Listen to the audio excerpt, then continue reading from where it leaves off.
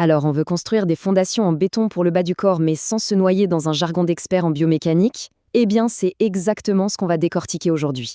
On plonge directement dans ce fameux programme 1A pour le bas du corps. En gros, c'est une véritable feuille de route sur 12 semaines. Le but? Bâtir une endurance musculaire fondamentale, des quadriceps jusqu'aux mollets, avec une précision chirurgicale. Allez, c'est parti. Voici notre plan d'attaque pour ce décryptage. On va commencer par poser les bases avec les objectifs, puis on traversera les 3 phases clés du programme. Ensuite, on parlera technique pure, on verra comment gérer les baisses de motivation, et on terminera avec le secret le plus sous-estimé de tous, la récupération. Première étape, la base de la base, les objectifs et la méthode. Concrètement, de quoi parle-t-on ici? C'est simple. On demande un engagement de seulement 2 séances par semaine, étalées sur 12 semaines. L'idée, ce n'est pas d'élire domicile à la salle de sport, mais d'être hyper efficace en ciblant les plus gros muscles. Quadriceps, ischio-jambier, fessiers et mollets. L'objectif ultime de tout ça, c'est l'endurance musculaire. Avoir des muscles capables de maintenir un effort prolongé sans flancher. Et voici le cœur du réacteur, la méthode effort-récupération. En fait, c'est ce qu'on appelle de la récupération incomplète. On laisse les muscles se régénérer juste assez, et pas une seconde de plus, pour pouvoir enchaîner sans jamais laisser le rythme cardiaque redescendre à zéro. C'est exactement cette tension, ce léger inconfort qui va forcer le corps à densifier ses capillaires sanguins et à mieux tolérer l'acide lactique. C'est fascinant quand on y pense. Bon, il faut absolument qu'on démystifie ce fameux tempo 2010. On le voit partout, mais qu'est-ce que ça veut dire? C'est tout bête. Le 2, c'est 2 secondes pour la descente. C'est la phase excentrique. Et c'est littéralement là que se créent les micro-lésions qui font progresser. Ensuite, 0 pause en bas, on remonte le poids d'un coup en 1 seconde et on repart sans s'arrêter en haut. Bref, le contrôle absolu est 1000 fois plus important que de charger la machine au maximum. On passe à l'évolution de la machine, chapitre 2, les 3 phases. 12 semaines, ça peut paraître long, alors le programme est astucieusement découpé en 3 blocs d'1 mois. On commence par la mise en place, ensuite on pousse le curseur avec la progression et on termine en beauté avec la consolidation. C'est une architecture millimétrée pour monter en intensité sans jamais risquer la blessure. Et quand on regarde les chiffres, l'évolution saute aux yeux. Tout monte en cadence. On démarre tranquillement avec 2 séries de 15 et 45 secondes de repos, pour finir à 3 séries de 25 avec 75 secondes de repos. C'est mécanique et ça exige une chose, une obéissance aveugle au chronomètre. Si on zoome sur la première phase, l'objectif ici, ce n'est vraiment pas de battre des records. Pas du tout. C'est un apprentissage purement sensoriel. On câble le cerveau, on corrige la posture, on habitue les articulations à travailler sur une amplitude bien précise avec ces 15 répétitions. C'est la fondation. Il faut que ce soit parfait. Ensuite, boum, phase 2. Là, l'exigence monte d'un cran. Le corps est prêt à encaisser plus de volume, alors on passe à 20 répétitions. C'est généralement à ce moment-là que la fatigue commence vraiment à brûler les cuisses. Et maintenir ce fameux tempo de descente de 2 secondes quand on a mal, c'est là que la vraie magie opère. C'est là qu'on forge le mental. Et voici le boss final, la phase 3. On ajoute une série supplémentaire, on grimpe à 25 répétitions par série. C'est brutal. Le repos de 75 secondes va vous paraître durer 10 secondes, croyez-moi. C'est le climax absolu du programme, là où l'on doit faire une confiance totale au processus pour gérer cette fatigue accumulée.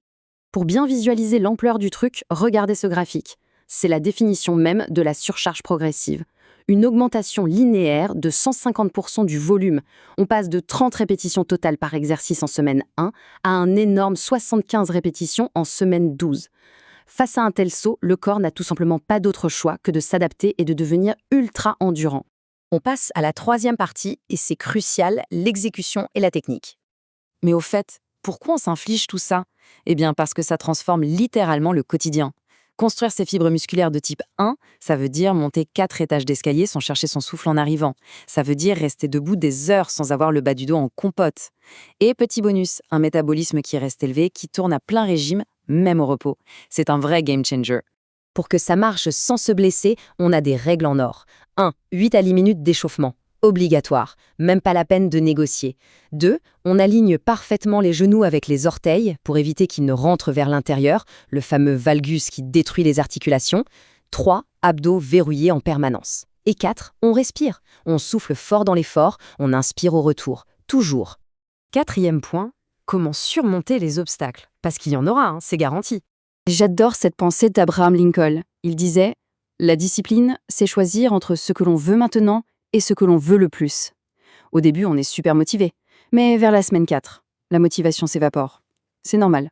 Et là, seule une discipline de fer permet d'enfiler ses baskets et d'aller faire sa séance. La vie va forcément se mettre en travers. On manque de temps? Ok, on réduit la séance à 30 minutes, mais on l'a fait. On est en voyage? On adapte, avec des squats au poids du corps dans la chambre. Mais attention, la règle absolue est ici. Rater une séance, c'est une erreur de parcours, c'est humain. Rater 2 séances de suite, c'est le début d'une habitude destructrice. On ne lâche rien. On arrive à la 5e et dernière partie, la plus sous-estimée, le pouvoir de la récupération. C'est paradoxal, mais le muscle ne se construit pas pendant l'effort, il se construit pendant le repos. Il y a la récupération passive, la base vitale, 7 à 9 heures de sommeil, des litres d'eau, de la bonne nourriture, et puis la récupération active. On marche un peu, on s'étire doucement, on utilise un rouleau de massage. Les vrais résultats se forgent en dehors de la salle, sur le canapé ou dans le lit. S'il n'y a qu'un seul chiffre à retenir de ce décryptage, c'est celui-ci, 48. 48 heures. C'est le temps de repos minimum entre 2 séances. C'est totalement non négociable. C'est le délai exact pour que la magie de la supercompensation opère. Ce moment où le muscle, après avoir été détruit, se reconstruit plus fort et plus résistant qu'avant.